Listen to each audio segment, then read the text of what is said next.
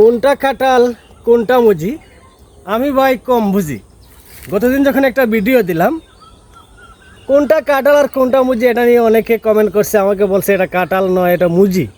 প্রিয় ভাই, আমি কাঁঠালের এলাকার মানুষ ভাই, অনেক কাঁঠাল গাছ আমাদের বাড়িতে রয়েছে। আজকে আপনাদেরকে আমি দেখিয়ে দিব আবারও কোনটা কাঁঠাল আর কোনটা মুজি। এখানে দেখেন অনেকগুলা কাঁঠাল আসছে। এবার আমি আপনাদেরকে দেখাচ্ছি,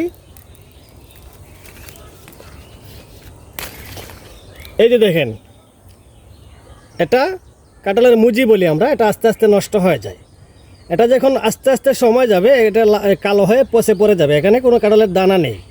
আর সেম সাইজের যদি আমরা দেখি, এই যে দেখেন, এটা আস্তে আস্তে পড়বে না, এটা আস্তে আস্তে দেখেন কাঁঠালের দানা বের হচ্ছে।